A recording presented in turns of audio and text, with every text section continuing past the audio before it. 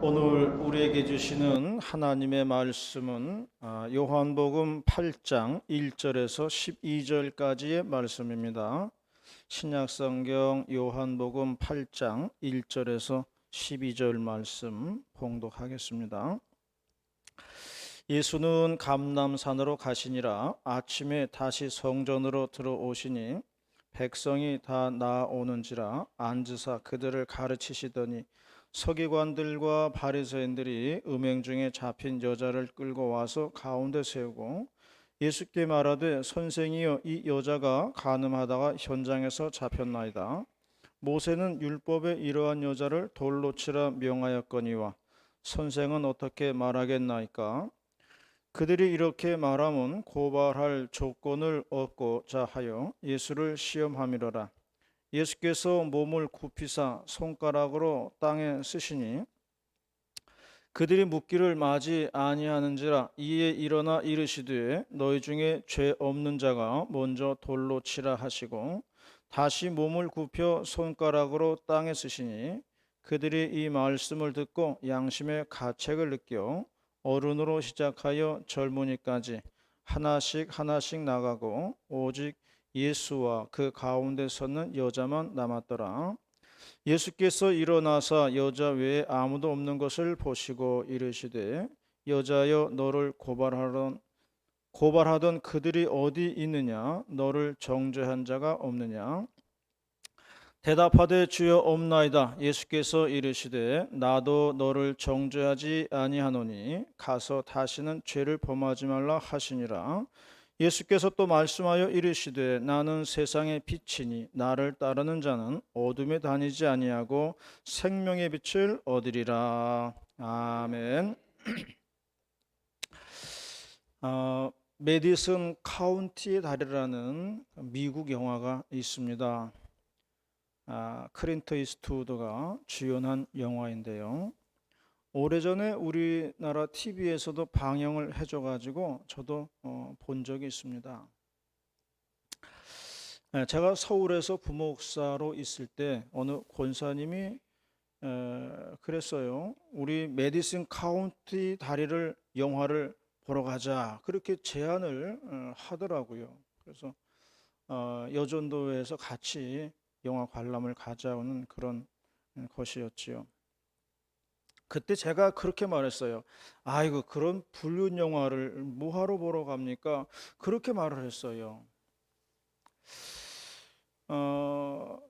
그런데 그 영화의 내용은 그렇습니다. 영화의 내용은 평범한 주부가 있었는데 시골 동네에 평범한 주부가 있었고요. 근데 그 시골 마을에 어느 사진 작가가 작품을 찍으러 오게 됩니다. 그러자 그 부인의 마음속에 그 사진 작가를 동경하는 마음이 생기기 시작했어요. 이제 그 부인의 마음이 심각한 혼란을 겪습니다. 현실을 따르자니 지금의 현 남편을 따라야 되고요.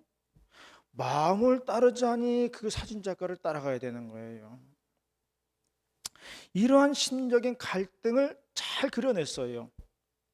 그 여성의 그 흔들리는 심리 갈등을 잘 그려낸 작품이에요. 물론 결론은 그래요. 여인이 결국 현실을 선택하게 되지요. 현실에 머무른다는 것으로 끝이 나게 됩니다. 등장인물은 세 사람이에요. 현 남편과 그리고 부인과 사진작가 세 사람만 나옵니다. 제가 나중에 그 영화를 우연히 또 보게 되었어요. 그리고 나서 다시 생각하게 되었어요. 그 영화 속에는요, 오늘날을 살고 있는 중년들의 현실이 그 안에 있더라고요. 오늘날을 살고 있는 중년들의 실존이 그 영화 속에 들어있는 것이었어요. 얼마 전에 주말 TV 드라마 중에 최고의 시청률을 보여주는 드라마가 있었다고 그래요. 부부의 세계라고 하는 드라마가 있었다고 그럽니다. 저는 TV를 안 보니까 한 번도 본 적은 없어요. 하지만 뉴스를 보고 알았습니다. 이 드라마가 최고의 시청률을 보여주었다는 것이에요.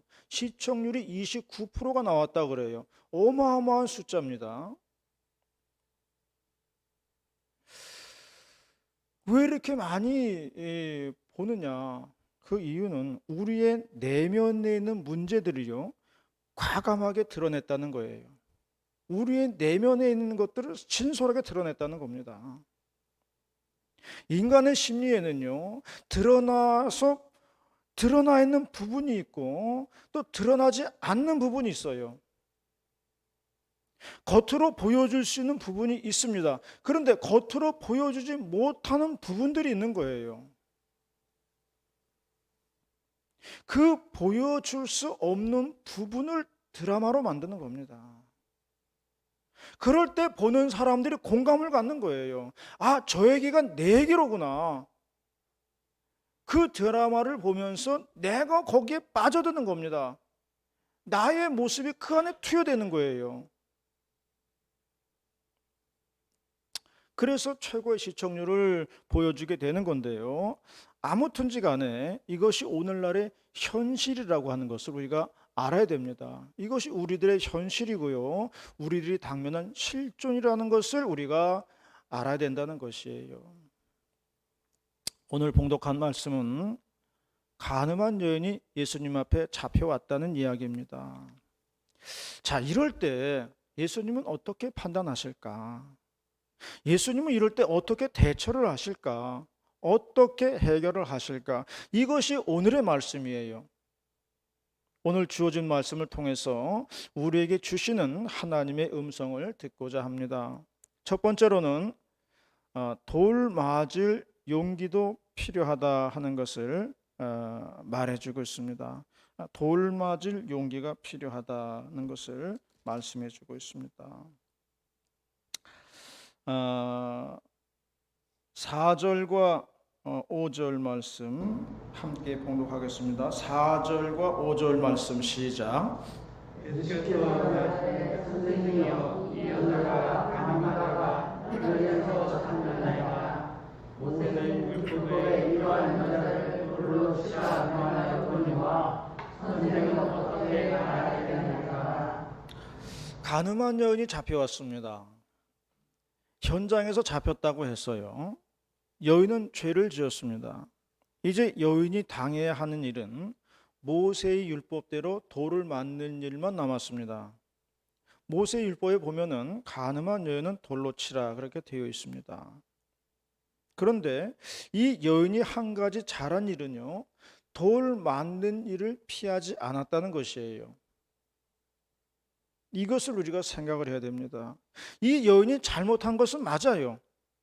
그런데 한 가지 잘한 것은 자신이 잘못한 것에 대해서 돌을 맞으려고 하는 용기는 있었다는 거예요. 이것은 자신의 잘못을 책임지려고 하는 자세예요. 내가 지은 죄에 대해서 돌을 맞겠다, 돌을 피하지 않겠다는 거예요. 그래서 때로는 돌 맞는 것도 용기가 필요하다는 것입니다. 요즘 박원순 서울시장의 죽음에 대해서 말들이 많습니다. 사람이 죽었다고 해가지고 이 일이 금방 끝날 것 같지는 않더라고요. 그런데 제가 볼 때 박 시장은 돌 맞는 것을 회피했다는 거예요. 박 시장은 사람들에게 돌 맞을 자신이 없었던 거예요. 자신이 쌓아온 업적, 여태까지 이뤄놓은 명성, 사람들의 평판, 자신들의 치부가 드러나는 순간 이런 것이 다 무너지잖아요. 그게 감당이 안 된 겁니다. 자신도 하나의 연약한 인간이었다는 것을 보여주었어야 했는데 그런 걸 보여줄 자신이 없었던 거예요. 그래서 때로는 돌 맞는 것도요, 용기가 필요한 겁니다. 사람은 연약합니다. 사람이 대통령이 되었든지 간에 장관이 되었든지 간에 그 어떤 고위 자리에 올라가도요, 인간은 인간일 뿐이에요. 아무리 높은 자리에 올라가도 인간이 신이 될 수는 없는 거예요. 인간은 인간일 뿐입니다. 한 마리의 연약한 새 한 마리에 불과한 거예요. 그래서 다윗 왕이 한 고백이 있습니다. 자신은 이스라엘의 왕이지만은 나도 하나님 앞에서는 하나의 죄인이다. 그렇게 얘기를 했어요. 세상을 호령하고 넓은 땅을 다스리는 왕이지만은 세상의 모든 권세와 권력을 다 가졌지만은 나도 하나님 앞에서는 연약한 인간일 뿐이다. 죄 짓는 인간일 뿐이다. 그렇게 얘기했어요. 하나님 앞에서는 자신을 내세울 것이 아무것도 없다는 것을 말해주고 있는 것입니다. 우리는 우리의 연약함을 인정해야 합니다. 그래야 그 다음에 해결 방안이 생기는 것이에요. 우리는 하나님 앞에서 연약한 존재임을 인정해야 돼요. 그래야 우리가 하나님의 은혜를 덧입을 수 있다는 것입니다. 이것이 하나님의 은혜고 하나님의 은총입니다. 하나님 앞에서 자신의 부족과 허물을 그대로 드러낼 때에 하나님의 은총이 임한다는 것을 기억하시기를 바라겠습니다. 두 번째 말씀하는 것은 용서하는 것도 용기다 하는 것이에요. 용서하는 것도 용기가 필요합니다. 11절 말씀 다 같이 봉독합니다. 11절 말씀 시작. 대답하여 주여 없나이다. 예수께서 이르시되 나도 너를 정죄하지 아니하노니 가서 다시는 죄를 범하지 말라 하시니라. 여인을 끌고 온 무리들은 손에 돌을 하나씩 들었습니다. 그리고 예수님의 명령만 떨어지면 돌을 칠 기세입니다. 그때 예수님은 허리를 숙여가지고 땅바닥에 뭐라고 쓰셨다 그랬어요. 그래서 오늘날의 독자들은 예수님이 뭐라고 쓰셨는지 궁금해합니다. 그러나 어느 주석학자도 그걸 아는 사람은 없어요. 그런데 어느 주석학자가 밝혀냈다고 그래요. 예수님이 뭐라고 썼냐 그러면 땅바닥에다가 니들이 봤냐 이 자식들아 그렇게 썼다고 그래요. 예수님께서는 일어나서 말씀하시기를 죄 없는 자가 먼저 돌로 치라 그렇게 말했습니다. 그러니까 어른부터 시작해서 젊은이에게 이르기까지 하나둘씩 자리를 떴다고 했습니다. 사람들은 예수님의 말씀에 양심의 가책을 받았다고 했습니다. 그러므로 여기서 예수님이 말씀하시려고 하는 것은 너희도 마찬가지로 똑같은 죄인이라는 거예요. 우리 속담에 뭐 묻은 개가 뭐 묻은 개를 나무란다 그런 말이 있습니다. 다 똑같은 죄를 짓고 있으면서 돌을 들고 정죄를 하려고 했다는 것입니다. 사람들은 죄악된 세상을 살 수밖에 없습니다. 원하든 원치 않든지 간에 이 세상에 사는 한 그 죄 가운데 이거를 벗어날 수가 없어요. 그렇기 때문에 우리에게는요 용서가 필요한 것이에요. 그렇기 때문에 우리에게 관용이 필요하고 이해가 필요한 겁니다. 너그러운 아량이 필요한 것이지요. 죄악된 세상을 살기 때문에 그런 거예요. 그럴 수밖에 없는 겁니다. 어느 목사님이 행정적인 실수를 했어요. 그래서 상대방 목사에게 가서 사과했습니다.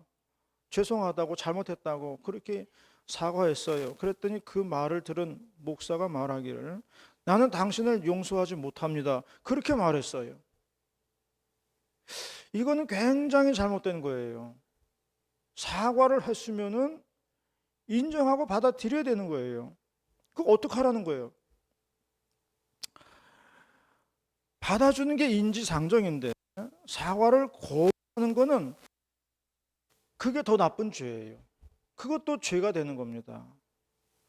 그래서 사과를 받아주고 용서하는 것도 용기가 필요한 거예요. 용서하는 것도요 쉬운 일이 아닙니다. 용서하는 게 쉬운 게 아니에요. 그만큼 자기 자신을 내려놔야 가능한 거예요. 그래서 용서도 용기가 있어야 돼요.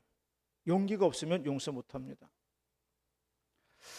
믿는 성도들이 간증을 할 때 예수님 믿기 전과 예수님 믿은 후로 나누어서 이야기를 합니다. 예수님 믿기 전에는 이랬는데 믿고 나니까 이랬다. 이러면은 훌륭한 신앙 간증이에요. 또 실제로도 그렇죠. 예수님 믿기 전의 삶과 믿음 후의 삶이 다르니까요. 믿기 전과 믿고 나서는 다른 인생입니다. 그런데 우리가 한 번 더 결단을 해야 됩니다. 이제는 세상을 나눌 때 코로나 이전과 코로나 이후로 나눈다 그래요. 그래서 코로나 이전의 세상과 코로나 이후의 세상이 달라질 것이라고 말을 합니다. 그래서 우리가 여기서 다시 한번 결단을 할 필요가 있습니다. 우리의 인생을 코로나 이전과 코로나 이후로 나누어야 한다는 것입니다. 코로나 이전에는 우리가 어떠했느냐? 남을 용서하지 못하고 너그럽게 대하지 못하고 용납하지 못했던 인생이라면은 코로나 이후의 인생은 남을 더 이해하고 너그럽게 대하는 인생으로 바뀌어야 될 것입니다. 코로나 이전에는 베풀지 못하고 살았다고 한다면은 코로나 이후에는 베풀면서 사는 인생이 되어야만 한다는 것이에요. 코로나 이전에는 과거에 연연하면서 사는 인생이었다고 한다면은 코로나 이후에는 미래에 대한 꿈을 꾸면서 소망 가운데 살아가는 인생이 되어야 할 줄로 믿습니다. 우리 인생이 이렇게 바뀌어져야 되는 것이에요. 이렇게 바뀌어지기를 소망합니다. 저도 코로나 이후에는 마음을 좀 더 넓혀보려고 그래요. 그전에는 너무 사람이 마음이 좁아가지고 이게 문제였는데 코로나 이후에는 좀 더 마음을 넓혀보려고 그래요. 옹졸한 마음이 아니라 넓고 관대한 마음으로 좀 바꿔보려고 노력합니다. 우리가 남은 생에는 그렇게 살아야 할 줄로 믿습니다. 지난주에 해명인에 누가 방문을 했는데 지게차를 끌고 왔어요.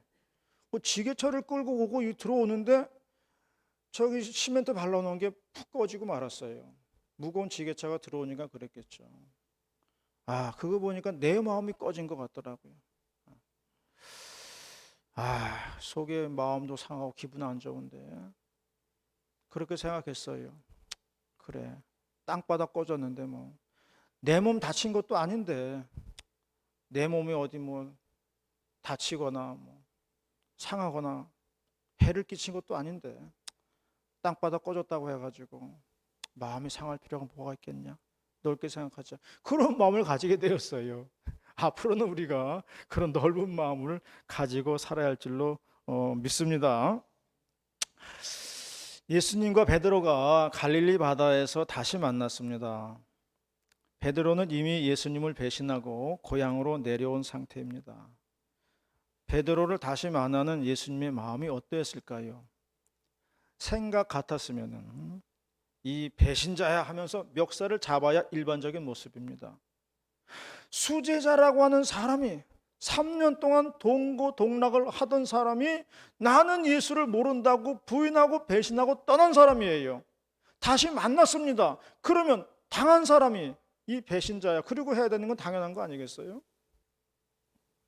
예수님이 얼마나 섭섭했을까요? 예수님 마음이 얼마나 배신감으로 실망이 가득했을까요?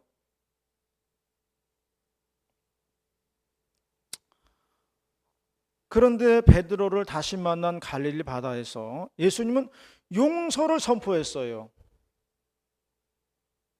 이것이 정말로 예수님의 위대한 부분입니다.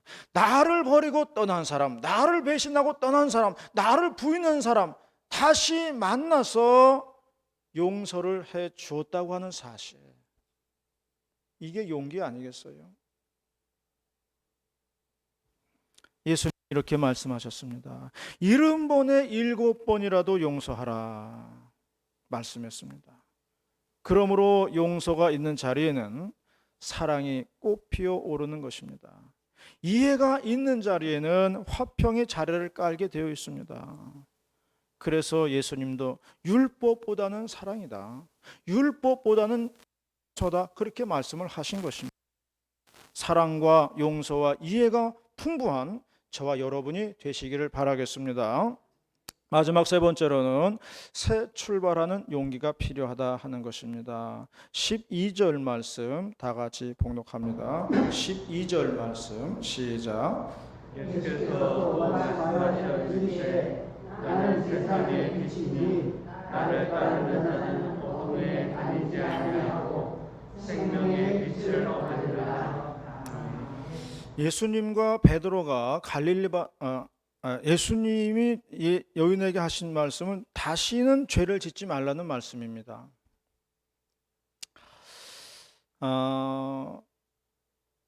그러므로 새 출발은 이전의 잘못을 하지 않는 것이 새 출발입니다.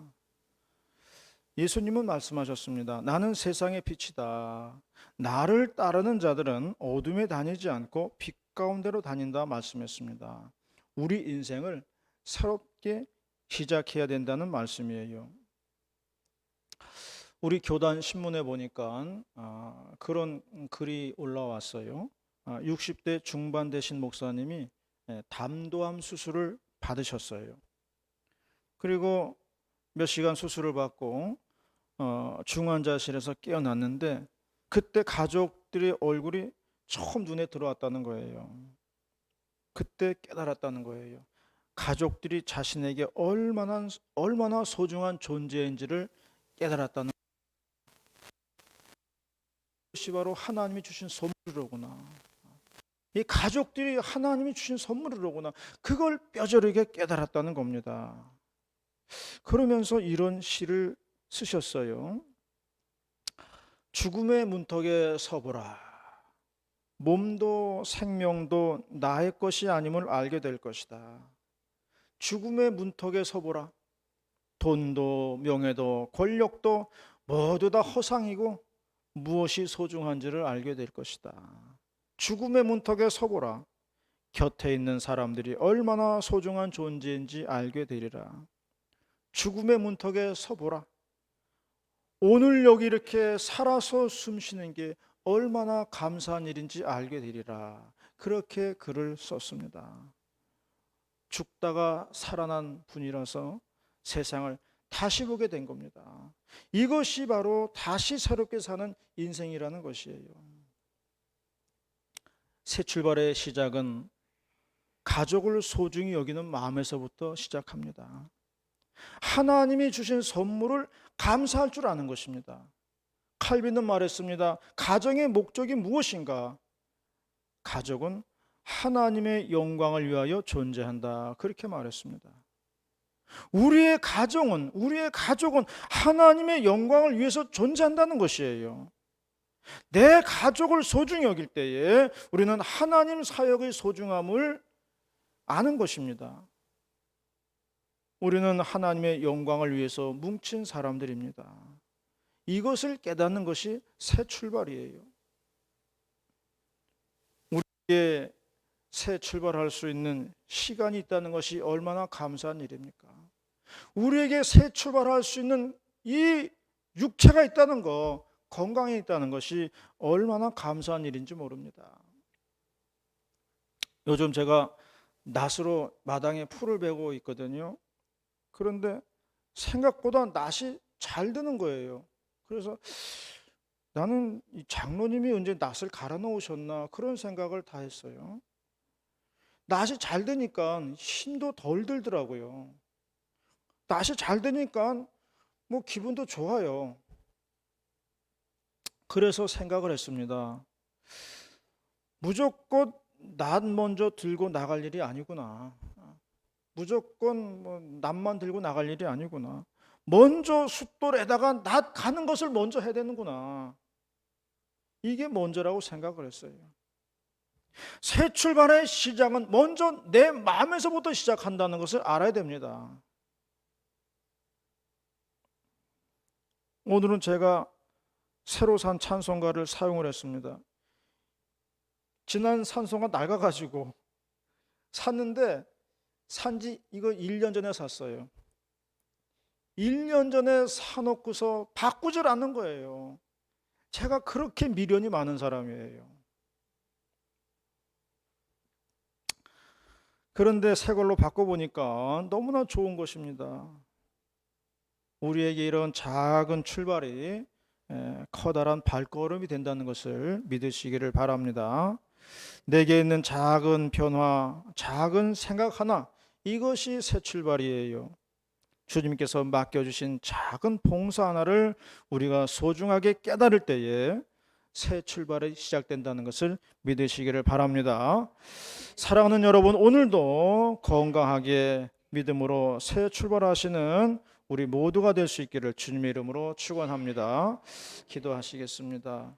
할렐루야. 전능하신 아버지 하나님 고맙습니다. 오늘도 이렇게 거룩한 주일날 불러주셔가지고 말씀 듣고 새 출발할 수 있는 기회를 주신 것 감사합니다. 오늘도 하나님 아버지 찬송하며 감사하며 기뻐하면서 오늘도 살아가는 복된 날 되게 하여 주시옵소서. 예수님의 이름으로 기도 올리옵나이다. 아멘.